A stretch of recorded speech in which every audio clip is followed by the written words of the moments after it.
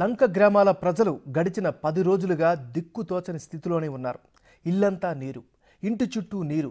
దీనికి తోడు భయంకరమైన విషసర్పాల మధ్య భయంగా జీవితాన్ని గడుపుతున్నారు.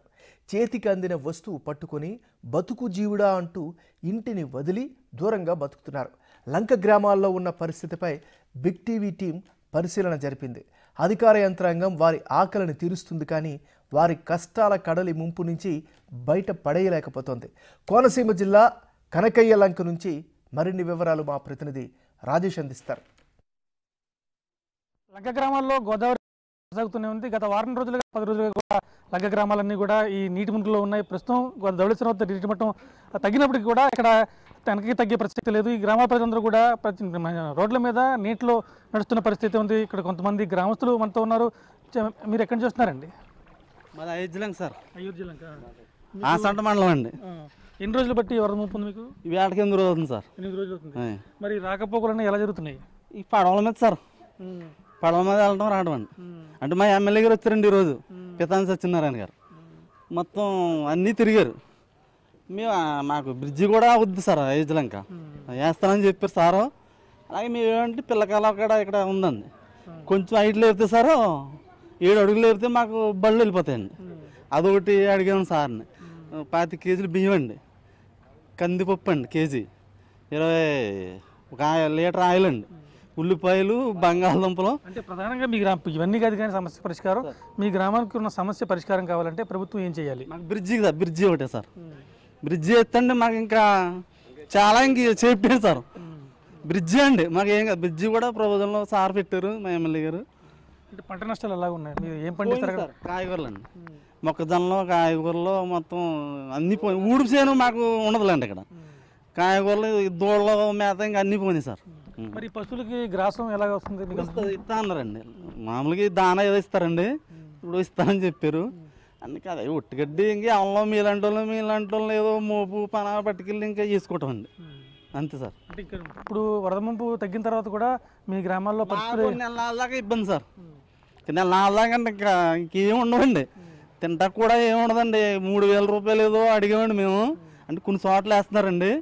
ఆ 3000 రూపాయలు కూడా మాకు ఇస్తండి. ఒక నెల 15 రోజులు ఏదో తెచ్చుకుని బతుకుతారు సార్. అంటే మాకు ఇంకా లేదండి, కలెక్టర్ గారితో చెప్తానని అన్నారండి. ఇదిగో చూసారు, మన దూరం చూస్తున్నాం. కొంతమంది గ్రామస్తులు అయితే ఎక్కడి నుంచి వస్తున్నారండి? మాకు లంకలోకి వెళ్ళాలండి. ఏం తెచ్చుకుంటున్నారు మీరు? మేము మామూలు ఊరికి వెళ్ళి వస్తున్నాం. ఇవాళ మొన్న అడిగి నీళ్ళు లేదు, ఇవాళ వచ్చేటికి మళ్ళీ గోదావరి. మీ ఇంటి దగ్గర నీళ్ళు ఎలా ఉన్నాయి? ఇంటి చుట్టూరు ఉన్నాయి నీళ్ళు. ఇప్పుడు ఇంట్లో వస్తువులు అయిపోతాయి ఇంకా లేదులేండి, ఇంకో 2 అడుగులకి కత్తది మాది. అందాక మేము అనుకోకుండా ఇల్లు వచ్చేస్తున్నాం, ఇప్పుడు ఇలాగ నీరు వచ్చేస్తుంది. మీరు చెప్పండి అమ్మా, మీ గ్రామానికి సమస్య ఏంటి?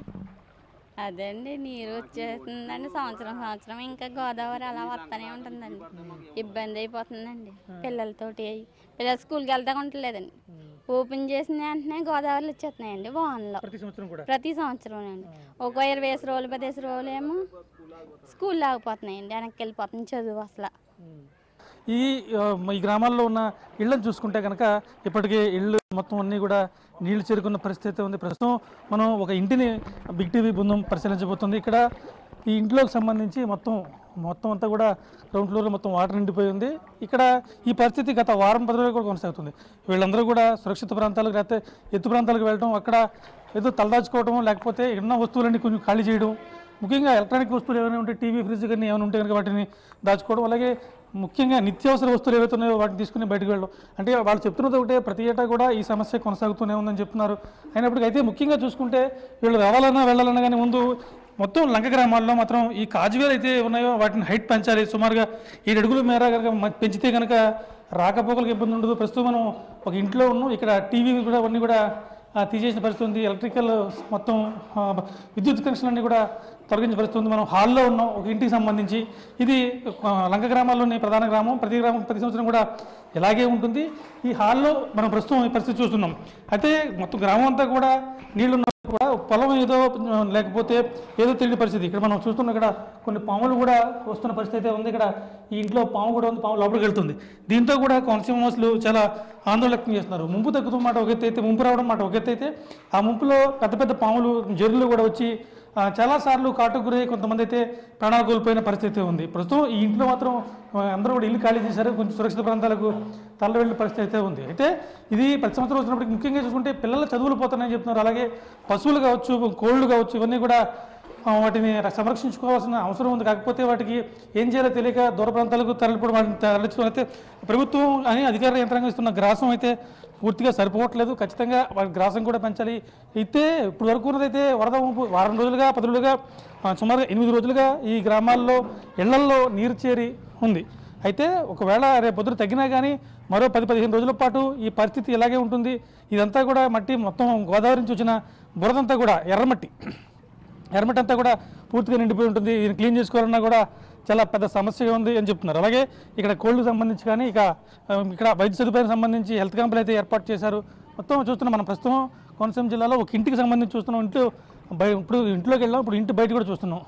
చుట్టూ కాంపౌండ్ వాళ్ళు ఉంది, కొబ్బరి చెట్టు ఉంది, మామిడి జామ చెట్టు ఉంది. మొత్తం ఇవన్నీ కూడా పూర్తిగా ఎన్ని రోజులు ఉంటాయో కూడా తెలియని పరిస్థితి ఉంది. మొత్తం కోళ్ళు ఎత్తి చూడొచ్చు, కోళ్ళ గుడ్లు ఎత్తి పైన పెట్టారు. ఇవన్నీ ఇలాగ ఉంది. మొత్తం చూసుకుంటే తూర్పుగోదావరి జిల్లాలో కావచ్చు, కోనసీమ జిల్లా, కాకినాడ జిల్లా లంక గ్రామాలన్నీ కూడా ప్రతి ఏటా ముంపునకు గురి కావడం. అంటే లంక గ్రామాలు ముంపునకు గురి కావడం, వరద ముంపు రావడం ఎంత మాట ఎలా ఉన్నా కానీ వస్తుంది పోతుంది. కానీ తాత్కాలికమైన చర్యలు చేపట్టడం తప్ప దీర్ఘకాలికమైన ఏర్పాట్లు చేయాలి. ముఖ్యంగా అన్ని గ్రామాల వాళ్ళు ఒకటే మాట చెప్తున్నారు, ఖచ్చితంగా మాకైతే మా గ్రామాలకు వంతెనలు కావాలి, వంతెనలు ఏర్పాటు చేయాలని చెప్పి వాళ్ళు డిమాండ్ చేస్తున్నారు.